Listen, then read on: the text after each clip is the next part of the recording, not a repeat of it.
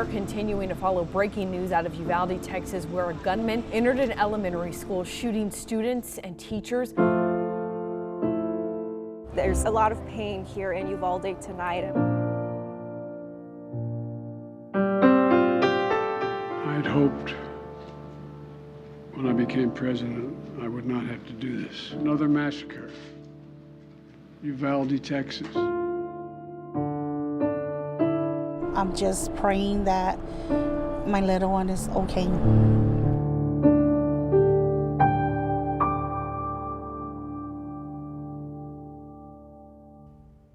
Tonight, grief and shock after a mass shooting at an elementary school here in Texas. 21 people, including 19 children at Robb Elementary School, killed in Uvalde. That's about 80 miles west of San Antonio. We have a lot of news to get to tonight, including the forecast and results from tonight's primary runoff election. We'll have that later in the newscast. First, we want to get to the latest on what happened in Uvalde today. Officials say the 18-year-old gunman was acting alone. The gunman was also killed. Now, there has been conflicting information about the gunman's grandmother. As we reported, he shot her before going to the school, but law enforcement are telling us now she is still alive. In an address to the nation, President Joe Biden asked America to pray for families in Uvalde and said it is time to act and stand up to the gun lobby. What struck me was these kinds of mass shootings rarely happen anywhere else in the world. Why? They have mental health problems.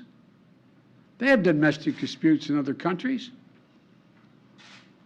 They have people who are lost.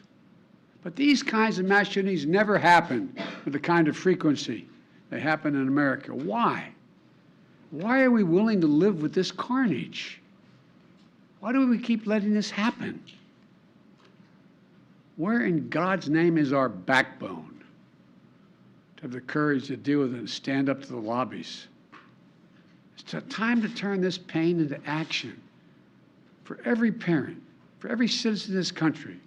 We have to make it clear to every elected official in this country, it's time to act. Earlier today, the American flag and POW flag atop the White House were lowered to half-staff in honor of the victims in Uvalde. And a live look at the flags at the Texas State Capitol here in Austin tonight. And they've been lowered to half-staff as well.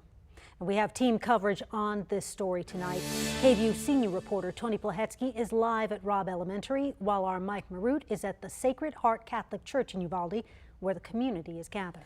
And Darnisha Heron is live in the studio with ways we can help people in Uvalde from here in Central Texas. Now let's start with Tony, who has the latest on the investigation tonight. Tony. And Ashley and Quita, just within the last hour, authorities raising the death toll among the children here at Robb Elementary, tragically from 18 to 19, and also confirming that two teachers, two school employees here at the elementary school are among the dead as well. Two major investigations unfolding here tonight. Of course, authorities are trying to learn everything they can about what may have precipitated the shooting that happened here today. But tragically, they are also now, as this evening bears on, trying to learn the identity of those 19 children as well. Many of them, their small bodies still inside the school. This is a school of about 450 students, ages kindergarten through 4th grade. Officials again saying that around 11:30 this morning, the gunman entered the school, and according to officials, law enforcement did quickly swarm the scene, but DPS confirming to the media tonight here at the scene that that gunman also had body armor. And so that made subduing him far more difficult. Officials say tonight that as they go about trying to identify these children, unfortunately, they are having to call parents, literally asking them, what clothing did you send your child to school in this morning? Because unlike adults, they don't have other identifying features, many of them.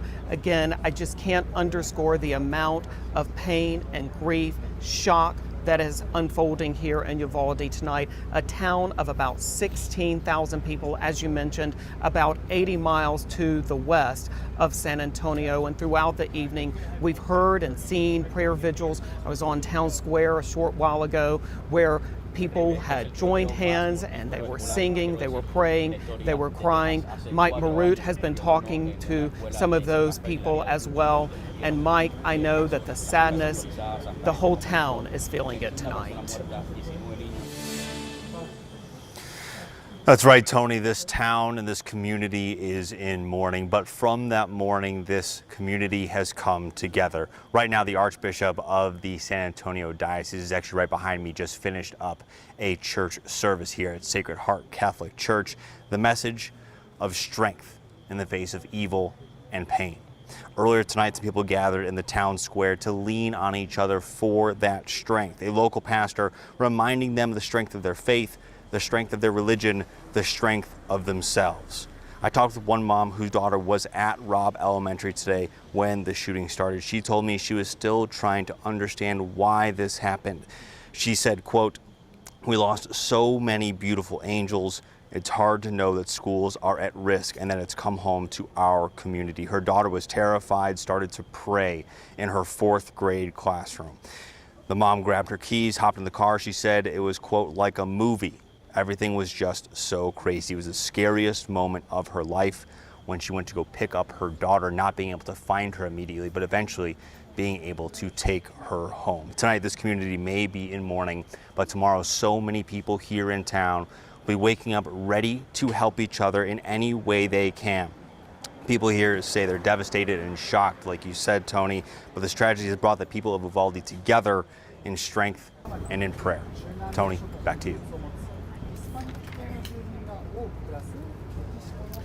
And Mike, I just want to underscore that Robb Elementary School looks and feels just like any other elementary school across the country, similar to the one I attended and probably the one that you attended as well. Once again, we find ourselves with a school being the scene of a major criminal investigation here in our country and here in Texas. For now, we'll go back to you and we'll keep you posted throughout this newscast as we continue to get updates from the Texas Department of Public Safety and other officials here at the scene. Tony Plahetsky and Mike Marut reporting live for us tonight. Thank you.